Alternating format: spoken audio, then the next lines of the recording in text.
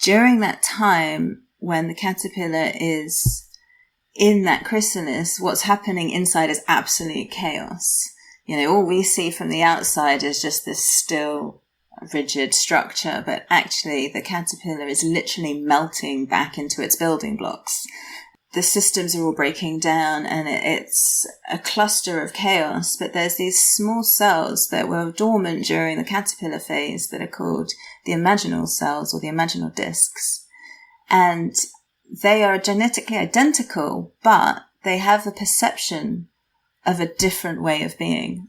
Eventually, these imaginal discs cluster together and form groups. And so you have a tipping point where the imaginal cells there's enough of them online to then permeate the rest of what's happening and upload or download the blueprint of butterfly into the rest of the chaos. And so from the ashes of the caterpillar civilization, the butterfly is able to build itself using the old building blocks.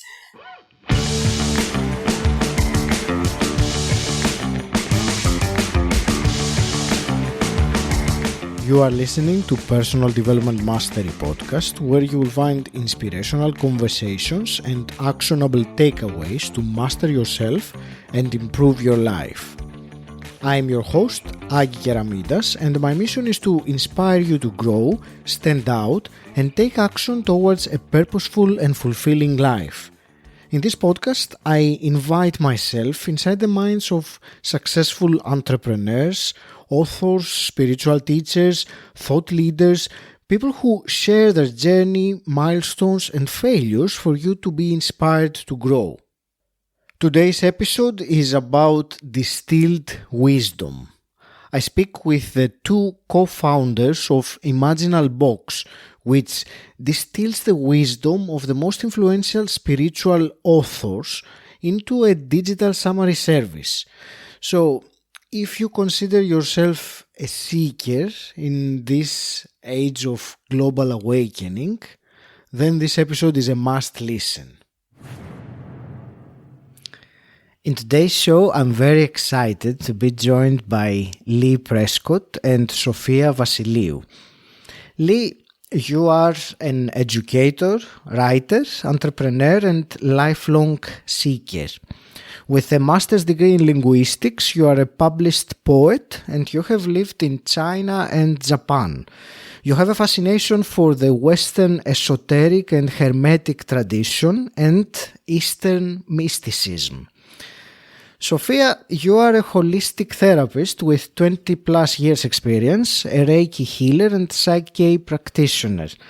You have a deep interest in subconscious and conscious liberation, and you are a shamanic practitioner, having trained in the Peruvian Amazon with the 𝘁rep𝗸𝗲𝘄𝘆𝘀 tribe. You two are the co-founders of Imaginal Box, which distills the wisdom of the most impactful and influential spiritual authors into a digital summary service. Lee and Sophia, welcome to the show. I'm delighted and excited to speak with you. And Sophia, also, I welcome you to the podcast for the second time. It's such a pleasure. Thank you so much, Aggie. It's really nice to be back. Thank you very much. Nice to be here. Let's start with this. How long have you guys known each other? Yeah, it must have been 20 or just approaching 20. Yeah, we met. We both went to Birmingham University, or the University of Birmingham. I see. In my introduction, just a moment ago, I gave a couple of sentences of you. I would like to also ask you to do an introduction, but with a little twist. So rather than introducing yourself, I would like you to share a few sentences about the other person. I think that will be interesting and fun also. So, Sophia, would you like to start first? Yeah, so going back to our origins, meeting Lee at university, the thing that I like most about him was his radical way of thinking and just being so far outside of just sort of normal people's ideas. And the best part of our friendship was we would help each other reform information about the world, and sort of going through that. Always what happens sort of when you're early, what happened for me in my early teens at least, sort of putting the worlds to rights and sort of re-educating each other about how the world works.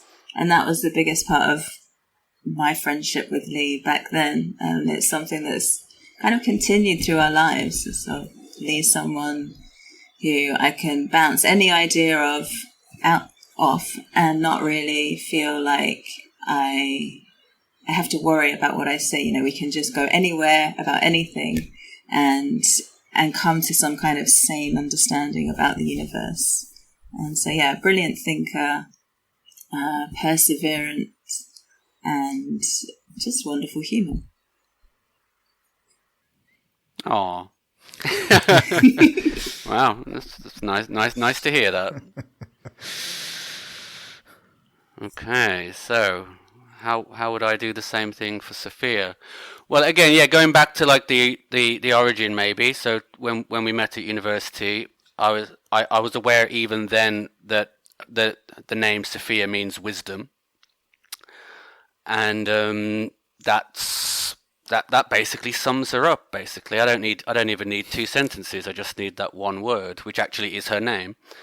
And yeah, like she said, she's a person who has just been a very fundamental part of my life in one way or another. Over, you know, I mean, sometimes we wouldn't talk for a while just because we go off and do different things, and then we'd come back in, click back in, and at just various junctures of my life, she's always kind of been there to offer me, yeah, wisdom, direction, compassion, and all these things that have basically just contributed to who I am. I like very much, and I find it intriguing how your backgrounds or your what you are interested in and disciples of, if I can use that phrase, are like in two different sides of the world. One is in the Peru, the Amazon, the other in China, Japan, and Eastern. So it's incredible to see this, you know, different aspects of the journey, you know, merging and connecting. And I wanted to ask about the inception. Let's start with talking about the Imaginal Box, what you are guys doing, and it is something that I also find very useful and intriguing myself. So shall we start about how the idea of it was created? I find it always interesting to see that, you know, that it's usually a spark of inspiration or something like that. So tell me how that was created for you. So yeah, as you said in the introduction, so Sophia's, you know, last 20 years of her life have been kind of quite explicitly in the kind of spiritual or, you know, healing arenas, whereas mine, I went more, at least in my work life, a slightly more conventional route. So I was doing things in, education and kind of starting my own business as well. And that was all very well and good until COVID-19 happened, until, you know, January 2020 happened, when the company which I'd set up, an education consultancy, basically was dead in the water because there was no international travel and people couldn't even go to school. So that's when I kind of, like most people, I went into a bit of a mode of reflection, just asking myself, what the hell is this all about? What's going on? What's, you know, what's going on with me, with the world, my relationship to the world? Because obviously, I think the pandemic made people insecure and ask a lot of these reflective questions. So when I thought to myself, how am I going to respond to the pandemic? I kind of went into a series of meditations and practices, I suppose, kind of rituals, kind of seeking an answer to the question of where I see myself going, you know, post-pandemic and for the rest of my life. And that's really when the idea of Imaginal Box kind of just plopped into my head. because I always find that, like, again, when I used to write more often, if I wanted an idea for a story, I would just ask the universe for an idea for a story, and at some point, a few could be hours, could be weeks later, an idea would just essentially plop into my head, essentially fully formed, and I'm like, wow, okay, there's the inspiration, the breathing into of the spirit. And that's what Imaginal Box was. And I was very, animated and electrified by the idea, because as we just said about Sophia and our kind of mutual kind of interests and mutual kind of the way our friendship has been built on these kind of very expansive metaphysical conversations over the last 20 years, I kind of felt that during the pandemic, a lot of people did seem to be asking themselves these kind of spiritual questions for the first time, maybe, and moving into, questioning reality, questioning who they are. And that's when I just thought that a service which distills that wisdom, which is the tagline, wisdom distilled, would be a way of helping people start either starting out on that journey, or people who have already gone a little bit away down a spiritual path, but want to explore a different aspect. So maybe they're very good on shamanism, but they're not very good on alchemy or Gnosticism. So when I had that idea, I thought, who do I want to help me distill the wisdom of the ages? And then there was only really one person in my mind, and it was Sophia. So then I contacted Sophia, pitched her the concept, and she said that it's something that she'd love to be a part of. Mm-hmm. And here we are today. And like I said, I mean, the idea has evolved a little bit since then, the idea of it being a kind of digital summary service, but it's kind of like we call it a box, because box concepts are very hot now, but it's a digital box. So people receive their summaries in audio and ebook. So there's an ebook and an audio for each book, and you get 4 books. So people can basically receive the box to their email, listen to the summaries, and then go on their spiritual journey, and saving time in the process, which is the key point, because we don't have all the time that we want to read all the books that we want. I was about to make a point of that and ask you, and maybe Sophia wants to add to what you just said, but my question is really who, and you hinted that already, or you mentioned it, who is the person that would really find the benefit from this kind of content? And Sophia, if you want to add to what Lee was saying. Yeah, adding to the origin story, the cool thing about Imaginal Box is that, as it's developed over the last couple of years, we tried to launch at the end of 2020 and realized it was way too premature. And then sort of over the last year and a half, we've really sort of refined and upgraded the original idea. So now it's a lot more robust, because we've got the actual box itself, which is, 4 books around a theme, and a meditation linking all of that. Because one thing that I was really keen to have as part of the product was the integration side. Part of my work is helping people integrate their ayahuasca experiences. And the thing I've noticed is people can go away, go to the jungle, or go to a ceremony more locally and have these amazing experiences. They come home and then everything's the same after a month, because they haven't done the work to really get into what happened during their time with the ayahuasca. And for me, reading can be the same thing. You read all these amazing books, you feel that high, you feel that glow, you're really motivated, and then you come back into your sort of normal awareness and you start applying things, maybe.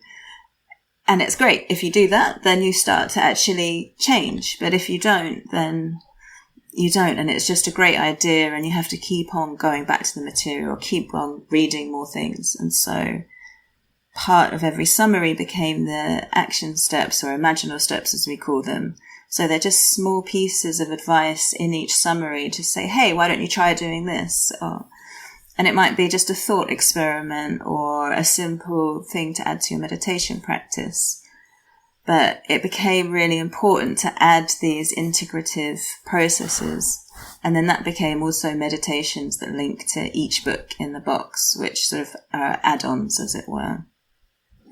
And so as we've grown the idea, it's sort of developed into this much more beautiful thing that we just feel is really robust and really helpful. And for the people who would benefit from this,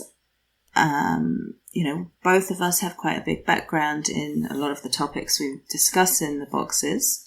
Not to say that we're experts, but we have sort of good worldly knowledge. And so we feel that right from someone right in the beginning of their spiritual journey who doesn't really know anything, they've heard some good names, good titles, but don't really know where to start. They're just those lost people. What we've done is we've linked everything around a theme. So there's sort of like a mini course element in each box to help people see different points of view on a similar topic. And that could be from, just things that shift your paradigms. That would be the current box, things that push you into a completely different way of understanding the world and see how it fits. Some things people will like and some things people won't. And we think, right from the beginner to people who have been on this path for a while, because we're not doing a straight summary, we are adding our own flavor. We've got exploration points where we sort of look at an idea and say, hey, by the way, there's other things that you can explore on this topic, and sort of point people in different directions so they can explore more deeply around what someone else has written. And with the imaginal steps, we just think, people in all places on their journey could really benefit from just having a third perspective on a book. Yeah, just to jump in there as well, sorry, Aggie. So that's perfect. Because the way each summary is composed is, like as Sophia said, so we summarize the book itself, so we kind of distill it down into approximately 10 key points that we call the imaginal idea.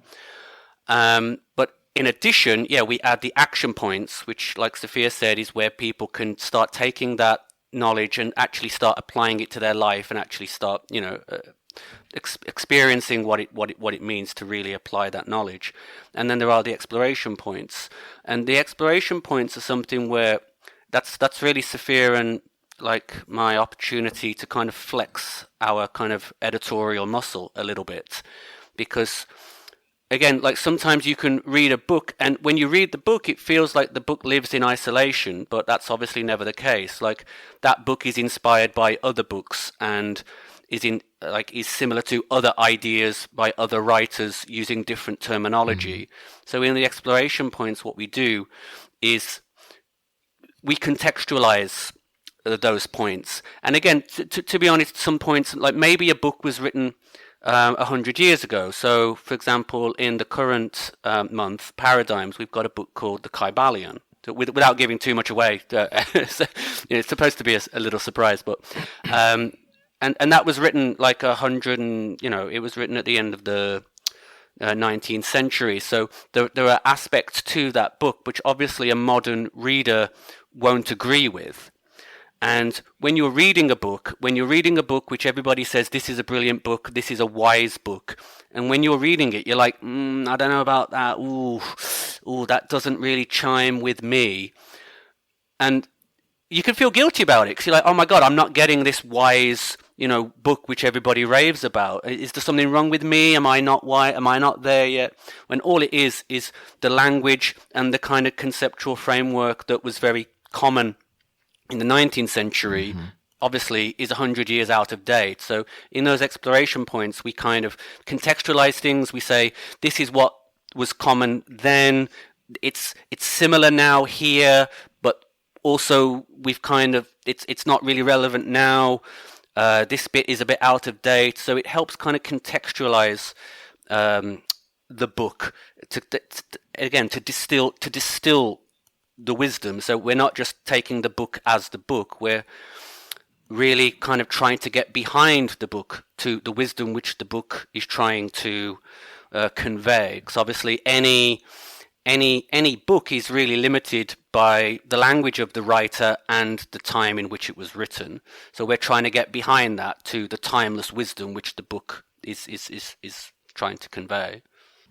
Thank you for that. This what you said about distilling the wisdom. That is, for me, what sticks out the most, because we live in a world that there is information as much as there never has been. We are drowning in information. So it's not information which is the problem, but wisdom is something that we starve on, and maybe because we have so much information, how to filter it out. There are thousands, millions of incredible books that have been written, but it's impossible. Even if you're the most dedicated reader in the world, you can't really even touch a fragment of these books and read it. And what Lee was saying about the restrictions of the language or the author or the time that the book was written, I find that extremely useful as a method of presentation. And you said there are many things that came to my mind when you were saying it. One of them was the integration aspect. I think that is extremely important because these kinds of book have a message that needs to be in some way implemented. It's not just about reading it and being entertained. That's nice if it happens, but this is not the point of these books. It is not, we were saying, information. The point is transformation. So the only way to transform is to do something, and unless you actually take the time to do it, and that's why I think it's very valuable, this action points, this distilled wisdom, the integration that Sophia said, that one can actually say, okay, I get it, this resonates with me, I read it, and I can also do this on a day-to-day basis and improve my life. I think that is what is lacking to a big extent to this overwhelm of information. It's just there without any way of transforming it into something that we can actually implement and make a difference. So these were some of the things that came to my mind with what you were saying. And there is also another thing that I think it's very important. I would like both your thoughts on that from what I've seen, what you do is not just a summary, a bunch of summaries of books, even with what you said about bringing your unique perspective and contextualizing it. But even more than that, you have like a topic or a theme in each box. So it deals with a specific area, so that makes it even more relevant and relative, and someone can really dig deeper into something that resonates. So I would love to hear your comments on this, like the mini course that each of the boxes is. So can I just step in a little bit there, and then I'll hand over to Soph on this.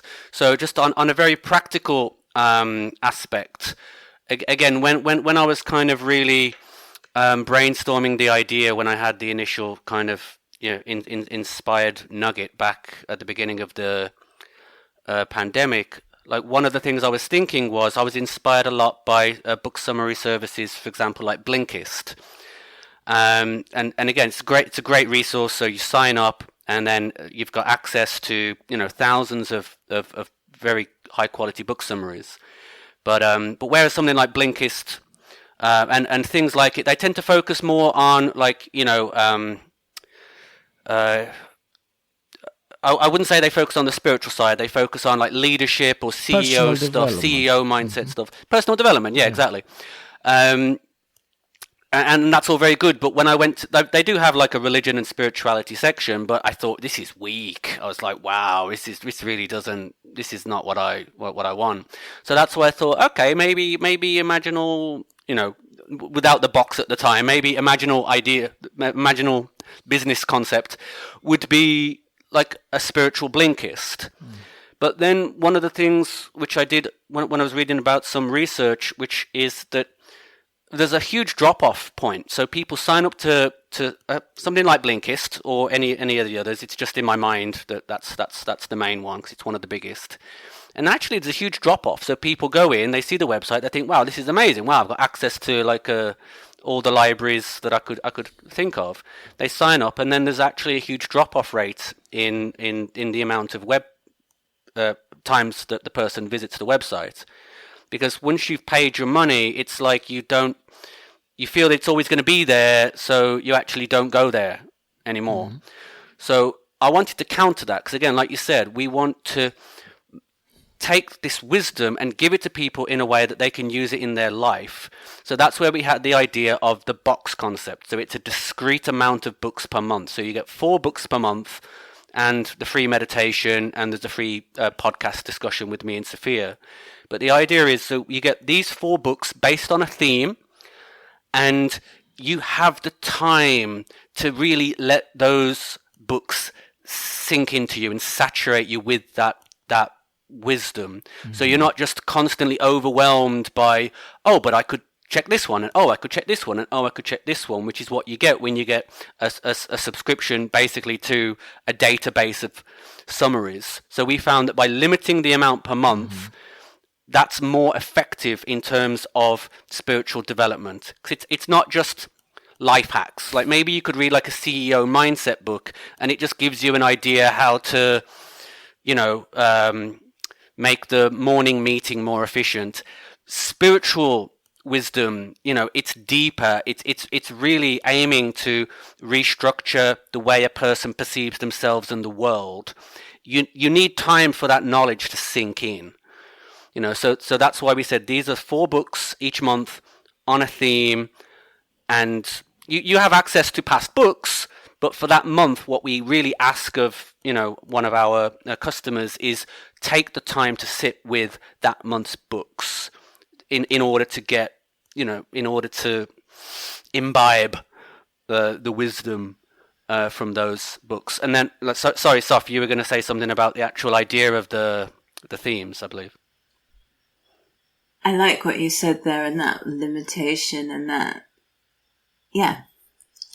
bringing it down to there's no choice because we're presenting you the information, and B, there's this limitation on what you're getting in a month and actually sitting with it. I quite like that. And the themes, again, they're kind of a bit of a matter of inspiration. All we use is one keyword for the theme, and we free flow on that. And initially, back in 2020, we used the astrological calendar as an inspiration. So what are the themes of that particular month where this is going to be the live box? What sort of key themes are there with that star sign? And we've paired it back a little bit to sort of, we're still working with those energies, but it's not as overt or explicit anymore. But that was sort of the initial inspiration for each theme. But so ones that we've had already on the site are bridges, which, we were thinking, as the first place where people come to spiritual information, we need to build various bridges. Mm-hmm. And so there's one bridge between the head and the heart, which is sort of linking the way the mind works with this sort of, some people in ancient Egypt, that was the seat of the mind was the heart. Now we'd sort of more call it the seat of the soul, or where that place where intuition comes from. And so that's where the Dr. Joe Dispenza book came in, was sort of starting to kind of understand that mind-body connection in a radical new way. Another was sort of building a bridge between the inner world and the outer world. How do we perceive our reality? And what effects does that have on the reality we see, and also the way we react to it and respond to it? So there was sort of these different inspirations for what a bridge could be, and then bringing books in to sort of figure out how we can build this sort of catalogue of different bridges and present that wisdom. So the books seem quite unrelated, and yet what's happened every month so far as we're working through and editing each other's summaries is just like, wow, like, you know, we're reading something in the summary that I've done, and Lee's also written almost the same sentence in a book that he's done, and they're on completely different playing fields in terms of what they're discussing. And it's been quite mind-blowing to see how even the inspirations for each theme has a mind of its own and allows a presentation of a really wide spectrum of information that all works together in this crazy synchronous way. And that's been quite exciting. Yeah, it's quite weird when that happens, actually. I hope by now you see the value in Sophia's and Lee's service, Imaginal Box. Towards the end of the episode, they share a special offer for you, but I'm going to share it here as well, just in case you don't listen to the very end today, which, by the way, I think you should. So, if you go to their website, imaginal-box.com, you can get a 30% discount with the code PDM30. And let's get back to the episode. It's weird in a very reassuring way, I think, for me, Lee, when that's something like that happens. It's weird, but in a good weird, if I can overly simplify. So forgive me with your masters in linguistics. I needed to be a bit more careful. No, 100%. Yeah, so it's weird when it happens, but in a reassuring, again, and it is in a reassuring way, because it's like. It's because like in terms of the themes, I basically, like, Sophia is like the spiritual director, I suppose, of the company, because obviously she has a much more extensive background in like healing, and I would say I'm quite knowledgeable on a lot of things, but Sophia puts me to shame, basically. So. I trust that, you know, she's channeling these ideas of these like little mini curriculums for the books, and then every now and then I'll chip in and say, yeah, but I want this book in there, or I want that book in there. But when that weird synchronous thing does happen, and you realize that, wow, no, this is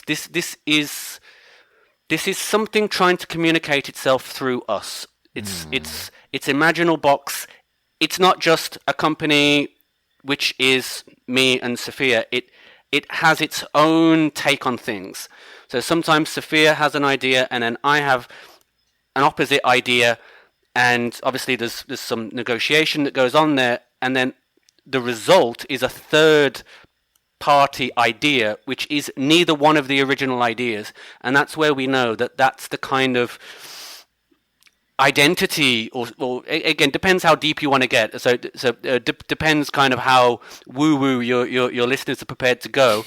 But Sophia and I do consider the Imaginal Box to be a form of seeded consciousness in itself, which is independent from both me and her, in the same way that a baby is, you know, it's half its mother, half its father, but it's a unique, like, genetic signature.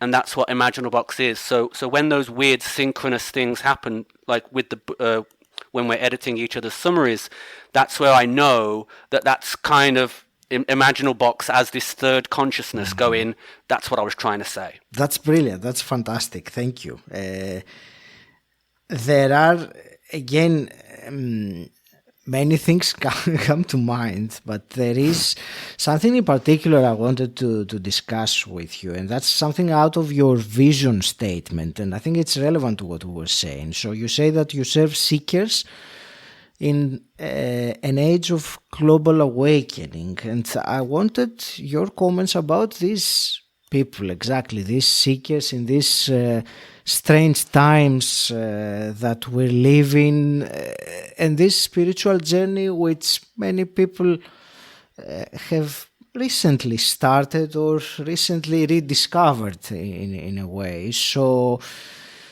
I would like to hear your thoughts about maybe some of the, let's say, challenges that one that is into this spiritual path might face. So from your point of view, obviously, because you've had your experience and knowledge, and you now help them along the way. So is there something, maybe a common obstacle that one should encounter, and how to overcome it? I hope my question makes sense and it's not overly complicated. No, not at all. But yeah, Soph? Yeah, gosh. So in terms of one thing that many seekers or people who are just sort of opening their eyes in a different way for the first time often come across is this idea that everything I know is suddenly on its head. And, I think a lot of people during the pandemic sort of lost trust in information, lost trust in things they were being told and things they were seeing in this cognitive dissonance.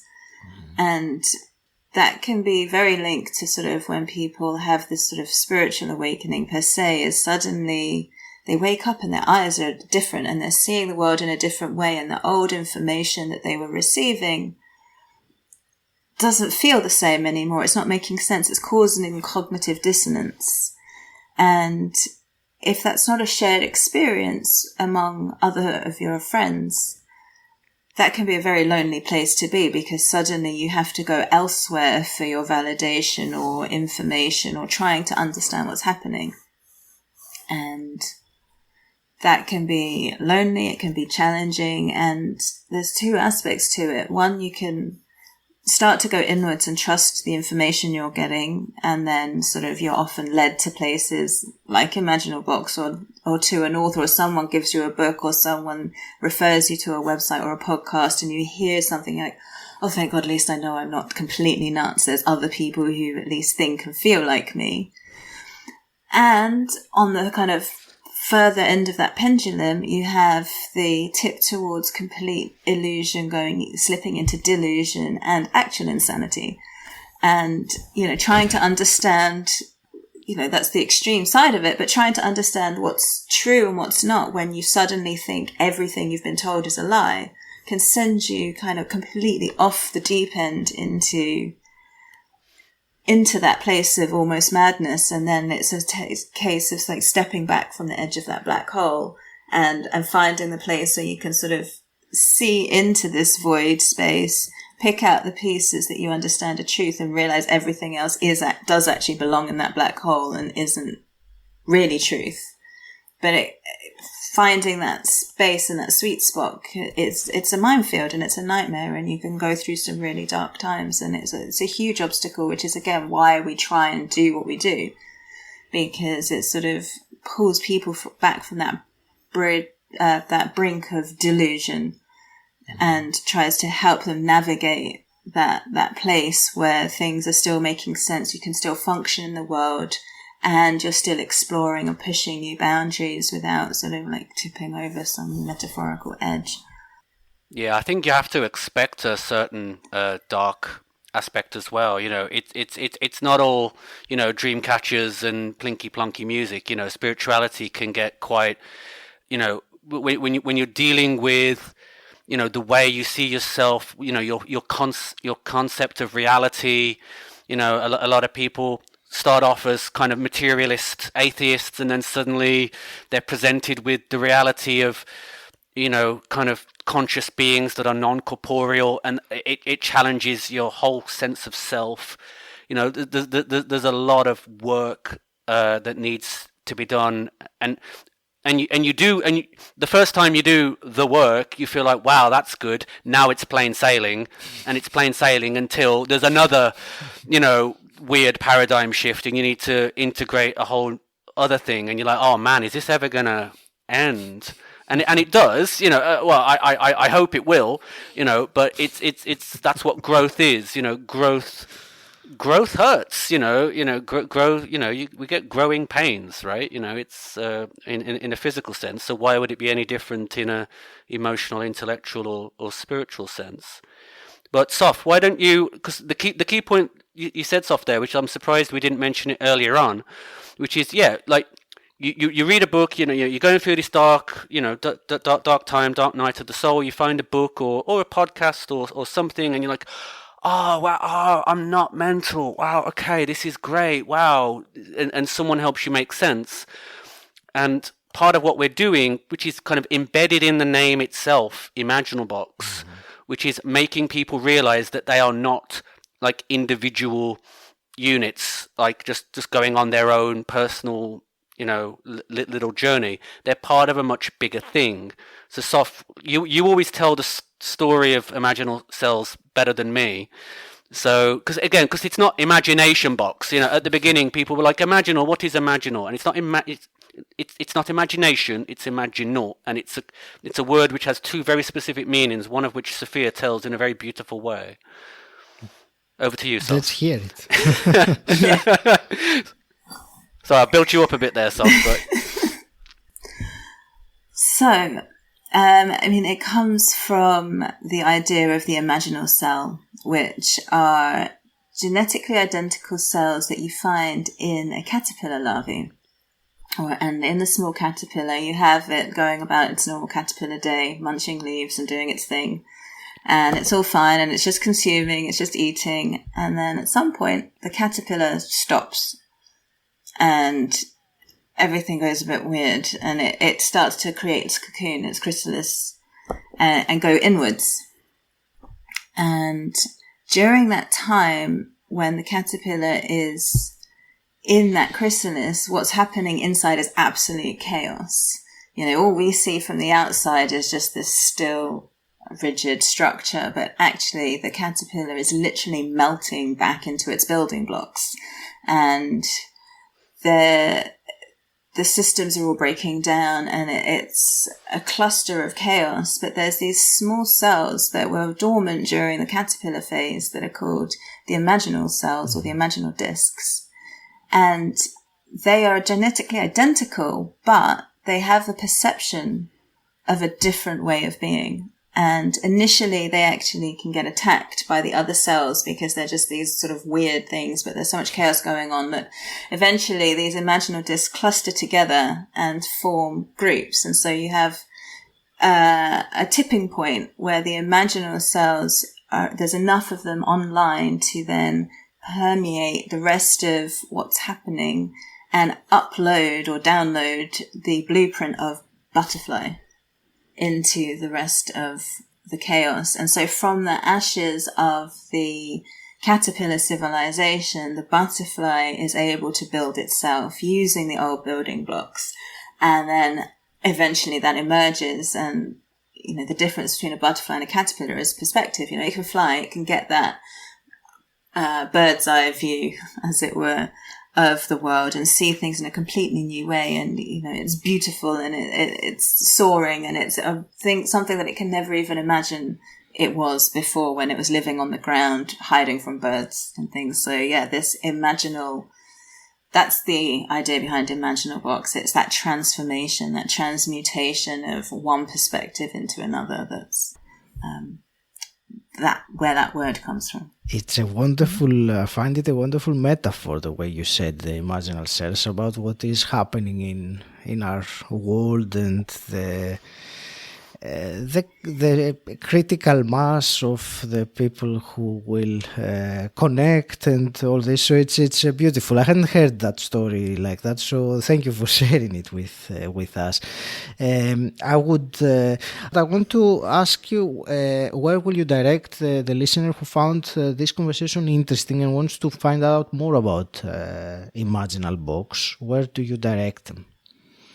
So our website is imaginal-box.com, and you will see everything you need to know on the front page. You can subscribe from there. You can then go to the shop where there's extra meditations.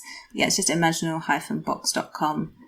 And for listeners to your podcast as well, we'll offer a 30% discount for all items that are in our shop.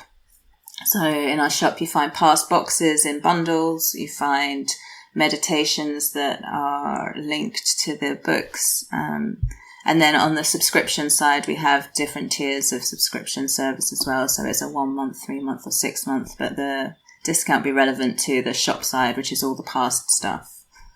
That's wonderful. And Instagram and Facebook as well. I will put all the links in the show notes. And right, just some then final quick questions. And I will ask each of you, the first one I always ask is, what does personal development mean to you? And you can keep it as short as you want, really, as an answer, but I find it fascinating. For me, it is literally just what I was describing, that inner transformation. Mm-hmm. Personal development has external benefits, but it's really this inner transformation that happens as you grow. Yeah, for me, personal development probably would, again, like my perspective on it would be, the way I perceive it with myself is a constant process of kind of pruning away thoughts which hold back who I think I really am. Mm-hmm. So kind of like liberating my actual essence rather than adding things to myself. I see personal development as a kind of pruning or taking things away to kind of just so I can kind of communicate my vision of myself more directly to the world. That's great. Thank you. I want to thank you both very much for this conversation, and it is always intriguing, and having three people on a conversation creates a different dynamic as well in a conversation. So I very much enjoyed the difference in that this podcast has compared to what I usually do. I want to wish you the best of luck and success and fulfillment with this amazing mission that you're doing. I think it's for me it was obvious from the conversation we had earlier, and I hope it has been obvious to the listener as well, that there is a need for this spiritual direction or path in our life, especially if you're listening to this. There certainly is a very good reason for that. And what you guys offer, the service with the Imaginal Box, is really, I will use again that phrase, the condensing wisdom. I think it is exactly that. It is so incredibly important. And even more in our time, which we don't have much time to, take and devour a book. I mean, it would be great. Some people do, but the majority don't. So this is extremely useful and, dare I use the word, practical. So thank you very much. And I wish you really all the best with this amazing mission. And I would like to hear some parting words from each of you. So, yeah, thank you so much for that, Aggie. It's been wonderful to talk to you again in this context. I've really enjoyed it. And in terms of parting words, I would just say to your listeners, no one has all the answers. We're giving our perspective, we're giving our twist from what other people have written and just sort of expanding. And that's something that would encourage everyone to do, find that inner compass. That's your guiding light, and find what resonates with you. Sanity check, reality check, obviously, but just remember that you are actually the center of your own universe, and everything that you see and speak and feel has a level of reality, and just sort of learning how to hone your compass and hone the information that you're getting and really find out truth inside is the most important part of your journey. And I wish you luck in that. Wow. Well, I'm going to be hard pressed to come up with more inspiring parting words than that. But no, it's been a great conversation, Aggie. It's really been a pleasure to be here. And yeah, if I could kind of have some parting words, I'd probably just remind people of the story of the Imaginal cells. And so when things look like they're breaking down into chaos, actually all that's happening is a new order is emerging. And then I would just encourage people to be imaginal.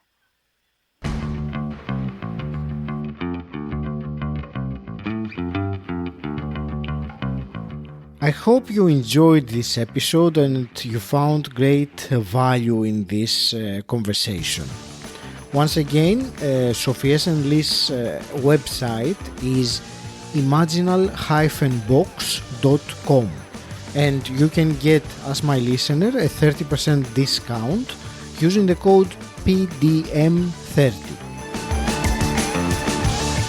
And until next time, stand out, don't fit in,